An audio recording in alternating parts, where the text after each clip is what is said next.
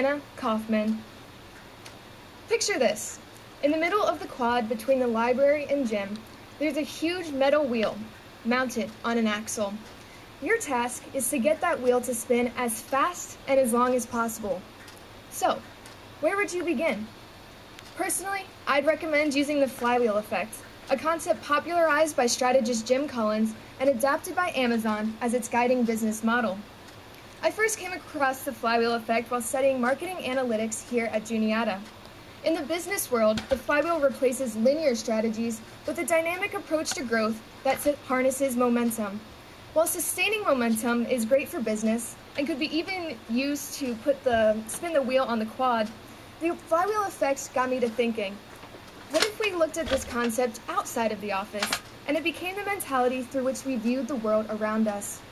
I believe in the flywheel as a powerful mentality that we need to adopt.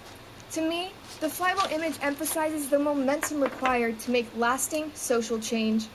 We need to harness momentum because progress is a cumulative process. Step by step, action by action, turn by turn, we can spin the wheel of progress to generate spectacular results. As a society, we can gain and sustain momentum by understanding the three core principles of the flywheel: the spark that sets things in motion, the friction that impacts our forward momentum, and the intentionality of where we place our energy. Let's start things off with a spark. You and I do not require an advanced knowledge of physics to understand how we can get the flywheel to move.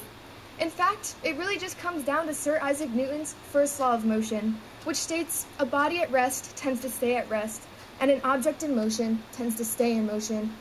We need to be in motion. When we try to tackle a challenge, getting started is often the hardest part. It's important to recognize the dissonance between saying and doing. We must strike the first match and spark a fire within us to turn words into action. The flywheel mentality is burned in the forefront of my mind, though that was not always the case, nor did I really have a name for it at the time. December 2007, 7th grade, I watched as America elected, for the first time, an African-American president. On that day, President Barack Obama did not randomly appear on the ballot. He sparked a movement with his grassroots action. His influential promise, change we can believe in, was the axle by which his platform, his own flywheel, turned. With his powerful agenda behind him, Obama built momentum among the American people and inspired them to move. And at my young and impressionable age, President Barack Obama inspired me to move, to question, why did it take 44 presidents for us to see diversity among our leading officials? The flywheel can get us to move, to capture our momentum and manifest change. But first, we must recognize its potential. We must spark our initial push. We must live life like a flywheel, in motion. Now that you know how to get the wheel of change to move, let's explore how friction can impact our motion and forward momentum. If I were to cut in line at Baker at lunch rush, or eat my roommate's food without asking, what would happen? Honestly, probably not much. People are typically conflict averse. They don't want to generate friction between one another. Though, friction is inevitable. It's science. Circling back to Newton, his third law of motion states that for every action, there is an equal and opposite reaction. For all the good that can come from change, there will be resistance, doubters, naysayers, people who want the wheel to come to a halt. In the words of Frederick Douglass, an abolitionist who escaped slavery, without struggle, there is no progress. Friction is challenging each other's beliefs and opening the flow for discourse. But by the same token, friction also comes to being ignorant to some of today's most brutal realities of the world. Friction is vital to challenging assumptions. It's a series of checks and balances that serve a purpose. Friction is not a hard stop, but rather a regulatory process that ensures we do not spin out of control. Without friction, my sister would not be dating a first-generation immigrant, women across America would not have the right to vote, and my good friends who are members of the LGBTQ+ community would not have been legally allowed to get married. But we still have work to do. Climate change, gun violence, inequalities, nuclear proliferation, poverty, and an affordable education for all. These things all create friction. but the flywheel is designed to handle lasting social change. I've told you there needs to be a spark to get the wheel in motion. You know friction is vital to the checks and balances of society. And now I ask everyone, how do we intentionally use our collective energy to move beyond friction and sustain social change? To answer this question of intentionality, we can look at a successful business case.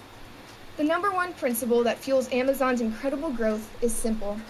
According to Amazon CEO Jeff Bezos, the flywheel is a virtuous circle that would generate growth for as long as the company put the interests of their customers first.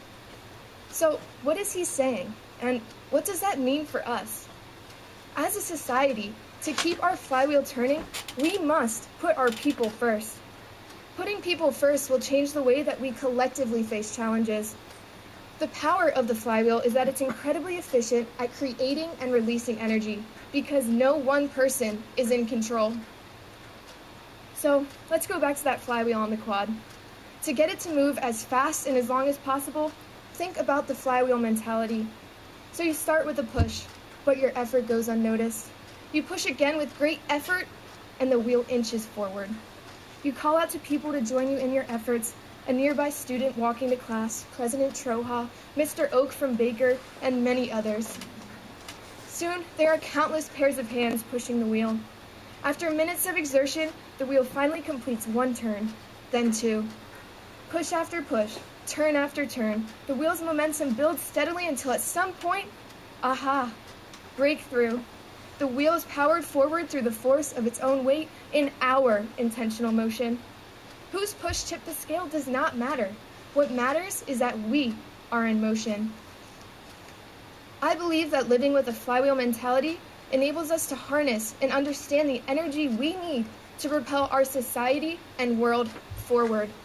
We must break away from our rigid viewpoints and challenge ourselves to view the world dynamically. No matter how long it takes, no matter the resistance we face, and no matter how dramatic the end result, no average to awesome or good to great transformation happened in one fell swoop.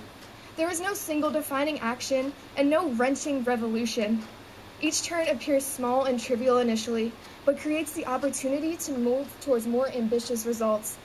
As more and more results accumulate and more people throw their weight behind the wheel, momentum builds. It only takes one person to start a movement, but it takes all of us to sustain momentum required for change.